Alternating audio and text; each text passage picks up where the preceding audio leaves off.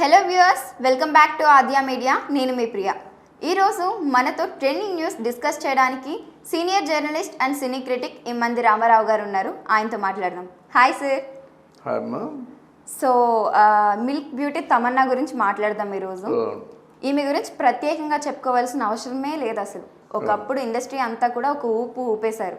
చాలా మంచి మంచి మూవీస్, చాలా పెద్ద పెద్ద హీరోస్ వాళ్ళ కొడుకులతో కూడా నటించారు. అయితే ఇప్పటి వరకు పెద్దగా బోల్డ్ సీన్స్ లో అయితే ఎక్కడ యాక్ట్ చేయలేదు ఈ అమ్మాయి. బాహుబలి మూవీలో కొంచెం బ్లౌజ్ లేకుండా కొన్ని సీన్స్ వచ్చాయి, కానీ డైరెక్టర్ కేర్ తీసుకోవడం వల్ల అవంతా కాంట్రవర్సీ అవ్వలేదు. ఇప్పుడు జీ కర్దా అని ఒక వెబ్ సిరీస్ రిలీజ్ అయింది. అసలు యువత మామూలుగా ఫ్యాన్స్ అవ్వలేదు అనమాట. కాకపోతే అందులో చాలా ఇంటిమేసీ సీన్స్, బోల్డ్ సీన్స్ ఎక్కువ. లస్ట్ స్టోరీస్ 2 కూడా ఈ మంతే రిలీజ్కి ఉంది. అందులో అంతకు మించి ఇలాంటి సీన్స్ ఉన్నాయి. ఇప్పుడు ఈ అమ్మాయి రజనీకాంత్తో మూవీ ఉంది నెక్స్ట్. అసలు ఎంతవరకు సరిపోతుంది అంటారు? అండ్ ఫ్యాన్స్ ఎలా తీసుకుంటారు ఈ అమ్మాయిని, రజనీకాంత్ ఫ్యాన్స్?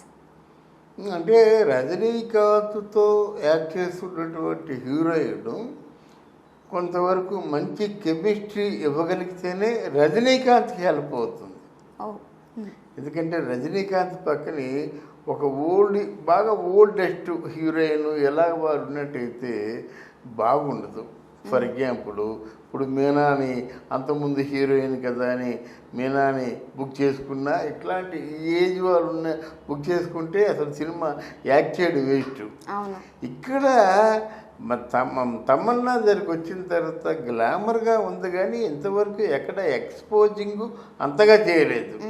నాకు తెలిసి ఏదైనా ఎక్స్పోజింగ్ చేసిందంటే ఇక్కడ బాహుబలిలో చేసింది. చాలా పచ్చబట్టు వేసిన పాటలు బాగా ఎక్స్పోజింగ్ చేసింది.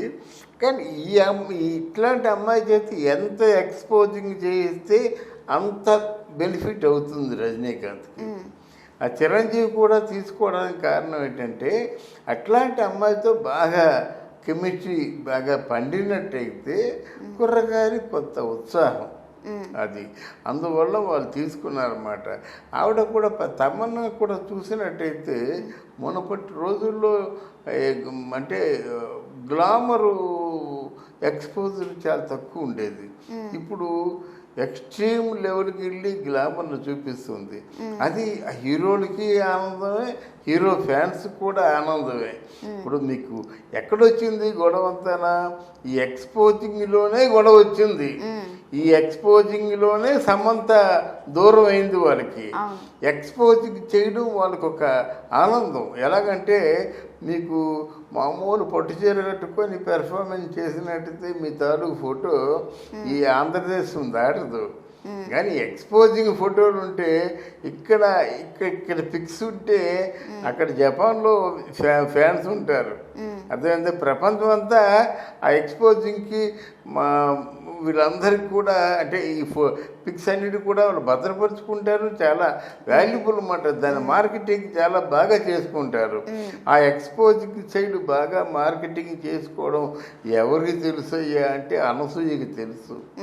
అనసూయ పిక్స్కి ఎంత డిమాండ్ ఉంటుంది తెలిసిన అది.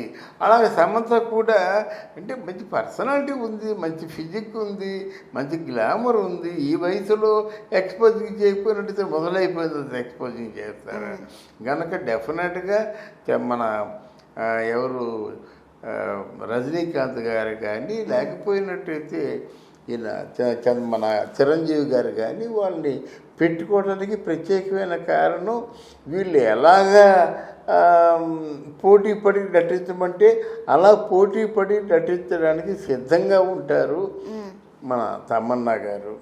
ఫ్యామిలీతో చూడలేని కొన్ని సన్నివేశాలు అలాంటివి తీయడం తమన్నా ఫ్యూచర్లో ఎంతవరకు ప్రభావం చూపిస్తాయి? అదేం లేదమ్మా. ఫ్యూచర్లో అంటే మితిమీరిన ఎక్స్పోజింగ్ ఏంటి? లిప్ లాగా లేని సీన్స్ ఉన్నాయా? తర్వాత ఏమో మామూలుగా 3/4 ఎక్స్పోజింగ్ ఉందన్నమాట. ఒక డ్రెస్ 3/4 డ్రెస్ లేకుండా ఒక 1/4 డ్రెస్తో సినిమా సాంగ్స్ చూస్తున్నారు. మరి ఇది వాళ్ళ పర్సనల్ లైఫ్కి ఇది ఎఫెక్ట్ అవ్వదమ్మా. వీళ్ళు అందంగా ఉంటారు కానీ పర్సనల్ లైఫ్కి ఎలాగ ఎఫెక్ట్ అవుద్ది? ఎవరిని దగ్గర రానివ్వరు. 4 పైసలు వెనకేసుకుంటారు అంతే. అంతేగాని ఎవరోసారి దగ్గరికి వస్తారు, నేను పెళ్లి చేసుకుంటాను అనేవాళ్ళు ఎవరైనా ఉంటారా? ఇప్పుడు వీళ్ళు ఒకేసారి 100 కోట్లు 150 కోట్లు 200 కోట్లు ప్రాపర్టీకి చేరిపోయిన తర్వాత మామూలు వాళ్ళు వస్తారా, వస్తే మాత్రం మాట్లాడగలుగుతారా? వీళ్ళ కుటుంబాలు ఏం మాట్లాడితే ఎక్కడో ఏ స్టేజ్లోనూ ఉంటారన్నమాట. అమ్మ నేను బిఏ చదువుకున్నాను, డబ్బులు ఏమి లేవు, కానీ అమ్మాయిని సిన్సియర్గా ప్రేమిస్తున్నాను, ఇల్లు కూడా కొందాం అనుకుంటున్నాను, ఈ అమ్మాయితో పెళ్ళి అయిన తర్వాత అంటే చిచి అవతల బాగుంటారు. కనుక ఇదే ఆవిడ లైఫ్కి ఏమి ఎఫెక్ట్ అవ్వదు. వాళ్ళు బాగా తెలివి మీరిపోయారు. ఇప్పటి హీరోయిన్లు తెలివి మీరిపోయారు. అప్పటి హీరోయిన్లకి ఇప్పటి హీరోయిన్కి ఎంతో తేడా ఉంది. ఇది అప్పటి హీరోయిన్ ఆ డబ్బులే చూసుకునేవారు అన్నమాట. ఇది ఈ డబ్బులు ఈ నెలకు సరిపోతాయా, చాలపోతే ఏం చేయాలి, ఇంకో పిక్చర్ తగిలితే బాగుండు. మళ్ళీ ఆ ప్రొడ్యూసర్ని అడిగేవారు కాదు, ప్రొడ్యూసర్ని ఇబ్బంది పెట్టేవారు కాదు, మొహమాటంగా ఫీల్ అయ్యేవారు. మీ ఒప్పుకుని 10,000 ఒప్పుకున్నాము, ఆ 10,000 కంటే 10 పైసలు పెంచమని చెప్పేవారు కదన్నమాట. ఇంకో సినిమా చూసుకునేవారు. ఇప్పుడు అలా కాదు కదా, మొహమాటం లేదు. కోట్లలో హీరోయిన్ తీసుకుంటుంది, ఈరోజు నయనతార 15 కోట్లు తీసుకుంటుందంటే ఏమైనా మొహమాటం ఉందా ఆవిడకి? అర్థమైందా? అందువల్ల ఇప్పుడు హీరోయిన్లకి ఎవరికి కూడా మొహమాటాలు లేవు. ఈవెన్ నాకు తెలిసి తమన్నా కూడా 4 crores తీసుకుంటుంది బట్ అది. అయితే ఇది నా ప్రశ్న కాదు, తమన్నా ఫ్యాన్స్ ప్రశ్నగా తీసుకుంటే, మీకు కళాశాల మూవీ గుర్తుందా? ఫస్ట్లో తమన్నా అవును ఒక పంజాబ్ డ్రెస్ వేసుకుని ఆయిల్ జుట్టు పెట్టుకుని చాలా సాంప్రదాయంగా బొట్టు పెట్టుకుని ఉంటుంది. తర్వాత హ్యాపీ డేస్ కానీ 100% లవ్లో కూడా ఫస్ట్ హాఫ్ అంతా చూసుకున్నట్లయితే చాలా సాంప్రదాయంగా కనిపిస్తుంది. దట్ ఈజ్ మహాలక్ష్మి అనేది అప్పటి నుండి బాహుబలి రిలీజ్ అయిన తర్వాత ఇప్పటి వరకు కూడా దట్ ఈస్ మహాలక్ష్మిగా గుర్తుంది తెలుగు ప్రజలకి. మరి అంత సాంప్రదాయంగా కనిపించిన అమ్మాయి సడన్ గా ఇలాంటి బోల్డ్ సీన్స్ చేయడం తన ఫ్యాన్స్ అసలు తీసుకోగలరా?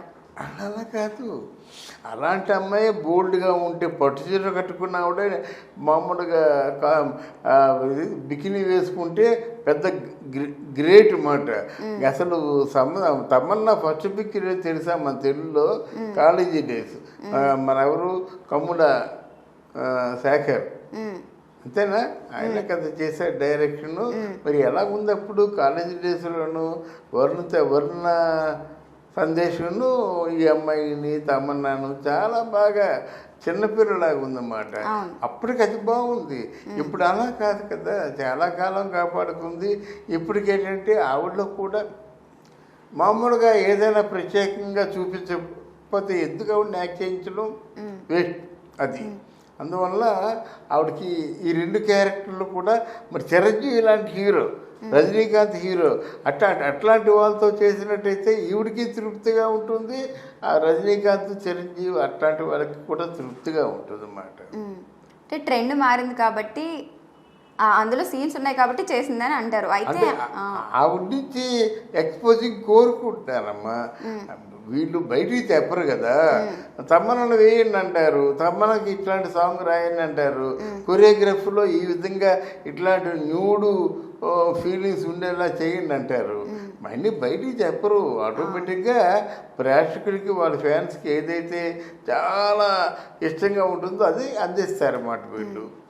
అలా ఇటుపైన ఆ పూజ హెగ్డే ఏదో ఉంది, తర్వాత తీసేశారని ఏదో చెప్పావు కదా మహేష్ బాబు చిత్రంలో, గుంటూరు కారంలో, అది ఏమీ లేదు, మళ్ళీ ఉన్నట్టే తెలిసింది. ఇటు చిరంజీవి పక్కన కూడా పూజ హెగ్డేని తీశారని రూమర్లు వచ్చాయి, కానీ నాకు తెలిసి తీయలేదని నేను అనుకుంటున్నాను.